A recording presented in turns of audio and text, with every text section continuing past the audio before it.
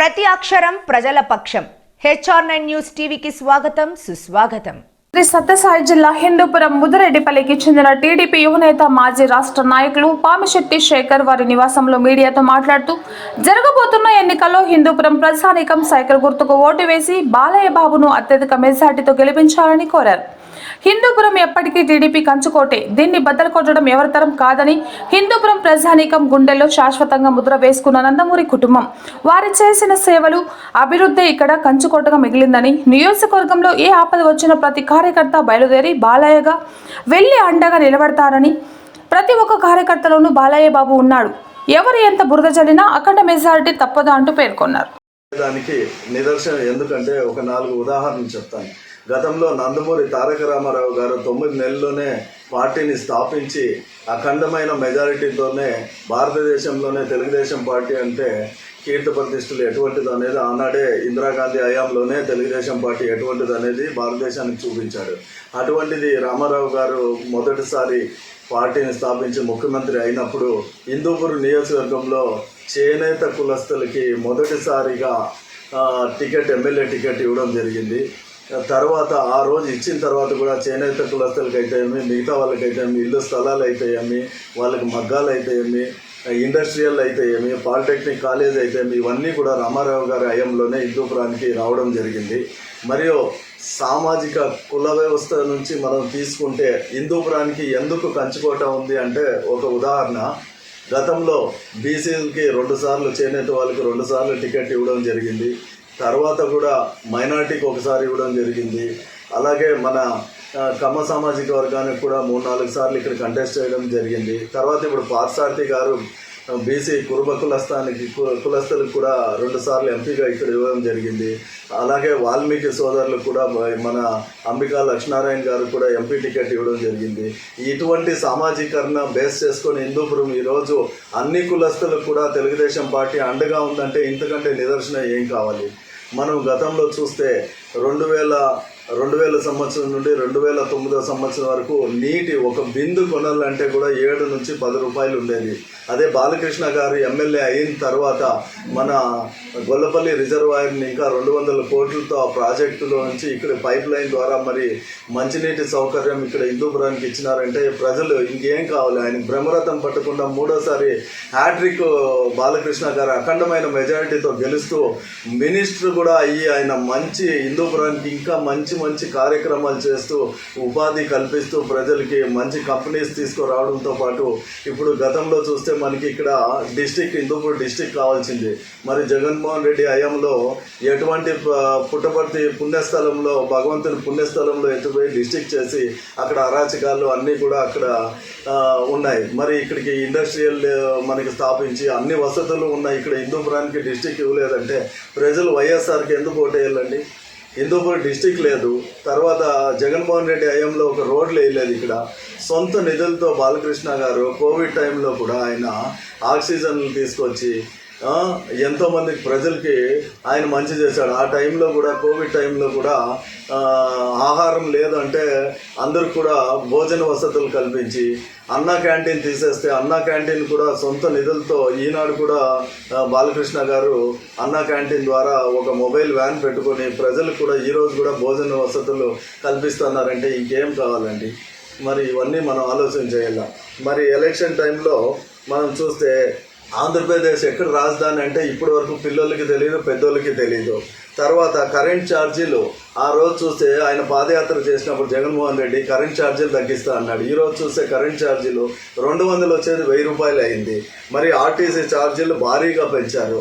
ఆ రోజు చూస్తే ఆర్టీసీ చంద్రబాబు నాయుడు ప్రైవేటీకరణ చేస్తున్నాడని చెప్పారు. మరి ఏం చేసింది ఏంటండి?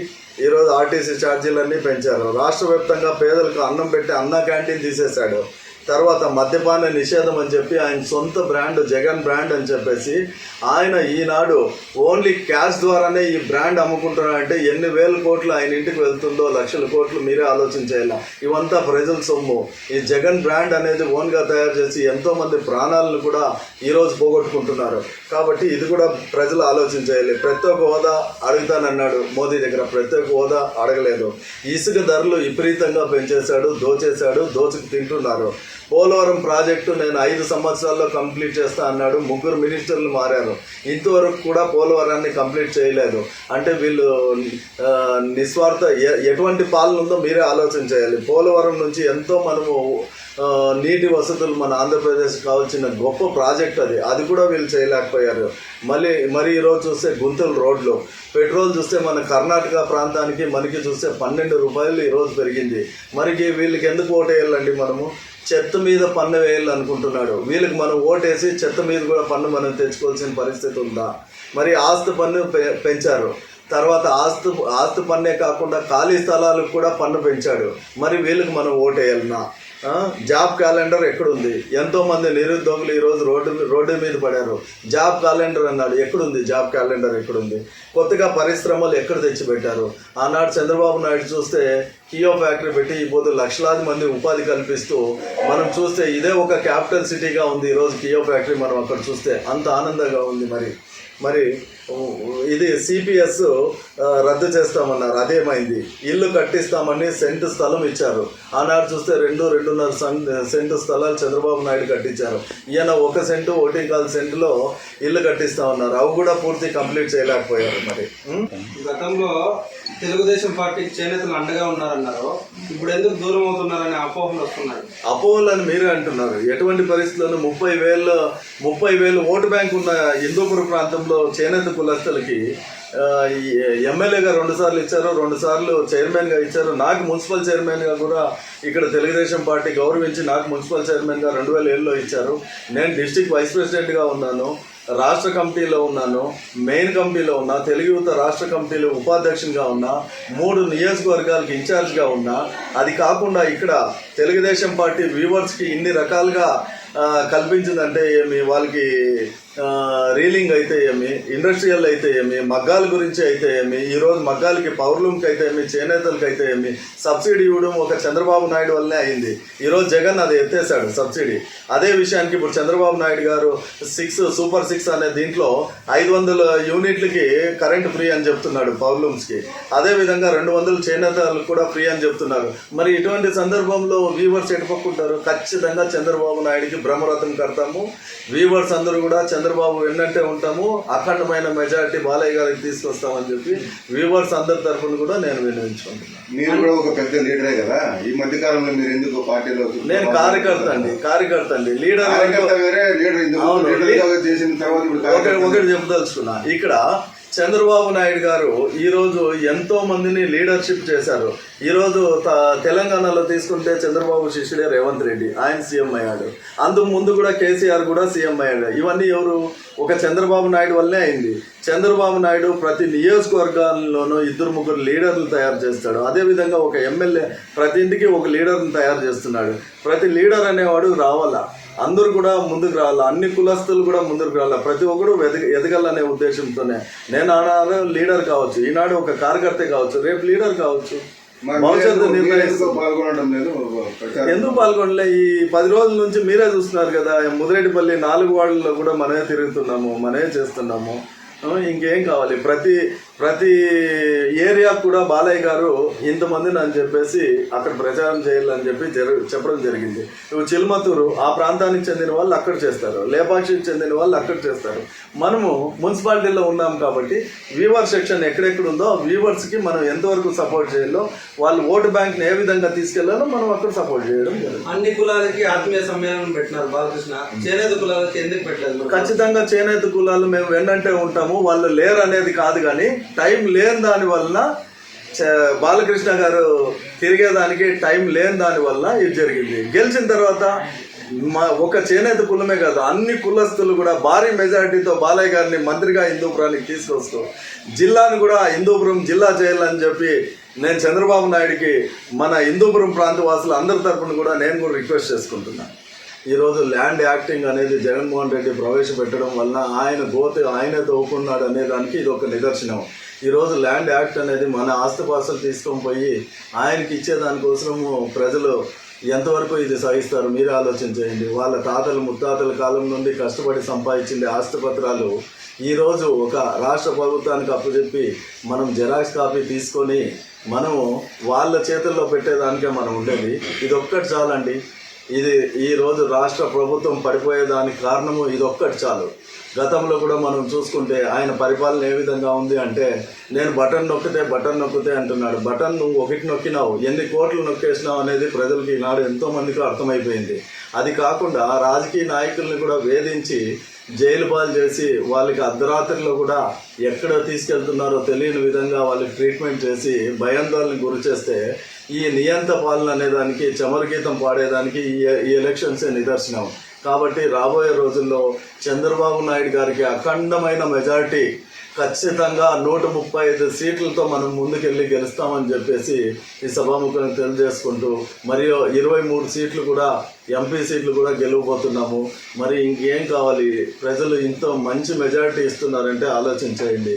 భవిష్యత్తులో చంద్రబాబు నాయుడికి ఏ రకంగా మన గతంలో తీసుకున్న హైటెక్ సిటీని ఏదైతే మనం చూసామో, ఈ అమరావతి కూడా దానికి మించే విధంగా చంద్రబాబు నాయుడు గారు పోలవరం కానీ ఇంకోటి కానీ మంచి ప్రభుత్వాన్ని ఏర్పాటు చేసుకొని అందరి సహకారంతో ముందుకు తీసుకెళ్తాడని చెప్పి నేను తెలియజేసుకుంటున్నాను. బాలకృష్ణ గారు ఇక్కడ మూడోసారి అత్యధికంగా 25,000 మెజారిటీతో గెలవబోతున్నాడు. మీరే చూస్తారు. చాలామంది ఎన్నో రకాలు చెప్తారు, ఇక్కడ బాలయ్య గారు రారు, బాలయ్య గారు ప్రతి ఇంటికి బాలయ్య గారు ఉన్నారండి. బాలయ్య గారు వచ్చే అవసరం ఉంది. ప్రతి ఇంటికి బాలయ్య గారు ఉన్నారు. బాలయ్య గారు ఒక కనసైకి చేస్తే చాలు ఇంటికి ఒక బాలయ్యగా తయారయ్యి వాళ్ళ సమస్యలు తీర్చేదానికి సిద్ధంగా ఉన్నారు. మరి ఈరోజు బాలయ్య గారు వాళ్ళ మంచి కోఆర్డినేట్గా శ్రీనివాసరావు గారు అని చెప్పి ఆయన ఇక్కడ ఉన్నారు. మరి ఆయన 10 సంవత్సరాలుగా కూడా ప్రతి ఒక్కరికి అందుబాటులో ఉండి వాళ్ళు బాలయ్య గారు చెప్పిన క్షణంలోనే స్పందించి కార్యకర్తలకు కానీ క్యాడర్కి కానీ ప్రజలకు కానీ ఆయన వెన్నంటే ఉండి ఈరోజు తెలుగుదేశం పార్టీని ముందుకు తీసుకెళ్తున్నాడంటే ఆ ఘనత శ్రీనివాసరావుకి దక్కుతుంది. ప్రతి ఇంటికి బాలయ్య ఉన్నాడు. ఈరోజు కార్యకర్తగా సైనికులుగా తయారు చేసిన ఘనత ఒక చంద్రబాబు నాయుడికి బాలకృష్ణ గారికే దక్కుతుంది. ఏదైనా బాలకృష్ణ చెప్పుకోవాలనుకుంటే బాలకృష్ణ వరకు పోవటం లేదు, అంత పిఏ వాళ్ళే ఇది చేస్తున్నారు. అలాంటిది ఏం లేదండి. వైఎస్ఆర్ వాళ్ళు అపనిందని తప్పితే అలాంటిది ఏం లేదు. కార్యకర్తలందరూ కూడా ఈరోజు బాలకృష్ణ దగ్గరికి వెళ్ళి ఓపెన్గా వాళ్ళ సందేహాలని అన్నిటి కూడా వెలిపించుకుంటున్నారు. ఎందుకంటే ఈనాడు పిఏలు 2 ఉన్నారు. వాళ్ళిద్దరు కూడా ఓపికగా విని వాళ్ళ సమస్యలన్నీ కూడా విని వాళ్ళ పరిష్కారం చేసే దశలో కూడా వెళ్తున్నాయంటే ఈరోజు మెజారిటీ వచ్చేదానికి కారణం ఈ అందరి సహకారంతోనే ఇది మెజారిటీ కూడా రాబోతుంది. అత్యవసర వస్తువులను కూడా నువ్వు ధరలను నియంత్రించలేకపోతున్నావు అంటే నీ ప్రభుత్వం ఏమైతుంది? నీవు దోచుకు తినేదానికే మీ ప్రభుత్వం ఉందా? మరి దీనికేమి? వ్యవసాయ మోటార్లు మీటర్లు ఎందుకు పెడుతున్నారు? వ్యవసాయానికి ఆ రోజు మేము ఫ్రీగా అన్ని వసతులు కల్పిస్తామన్నాడు. వ్యవసాయానికి మీరు మోటార్లు ఎందుకు ప్రవేశపెడుతున్నారు? మీకు మేము వైఎస్ఆర్కి మేము ఓటేయాలన్నా? ఎందువల్ల మీకు ఓటేయాలి? యూనిట్ కరెంట్ 5 రూపాయలు ఉంటే గత 20 సంవత్సరాల నుండి పీపీఎన్ రద్దు చేసి పింక్ టైంలో ఇప్పుడు 18 రూపాయలు పెంచాడు. ఎందుకు పెంచాలి ఇప్పుడు ఈయన? పీజీ విద్యార్థులకు ఫీజు రియంబర్మెంట్ ఎత్తివేశారు. మరి వీళ్ళందరూ కూడా ఏ విధంగా నీకు ఓటేయాలి? 8,000 స్కూల్స్ మీకు ఎందుకు విలీనం పేరుతో మూసేసావు? ఎందుకు మూసేసావు? మేము భారతదేశంలోనే ఆంధ్రప్రదేశ్ని స్కూళ్ళల్లో నేను ఒక విధంగా మంచి విధంగా తీసుకొస్తా అన్నావు. మరి 8,000 స్కూల్స్ నువ్వు ఎందుకు ఈరోజు మూసేసావు? అలా వీటన్నిటికీ చెప్పుకుంటా పోతే మరి ఈయన చేసిండేది శూన్యము. ఈయన తినిండేది లక్షలాది కోట్లు తిన్నాడు. మరి ఏ రకంగా ఈయనకు మనం ఓటేయాలి? అందుకే రాబోయే రోజుల్లో చంద్రబాబుకి అఖండమైన మెజారిటీ కల్పిస్తూ, బాలయ్య గారికి 3వ హ్యాట్రిక్ కల్పిస్తూ, మన ఆంధ్రప్రదేశ్ని అమరావతిగా క్యాపిటల్ సిటీ చేస్తూ మోదీ గారి సహకారంతో మనం ఈరోజు ప్రజలందరూ కూడా తెలుగుదేశానికి పట్టం కట్టాలని మనస్ఫూర్తిగా నేను కోరుకుంటూ, జై బాలయ్య, జై బాలకృష్ణ, జై తెలుగుదేశం, జై జై తెలుగుదేశం.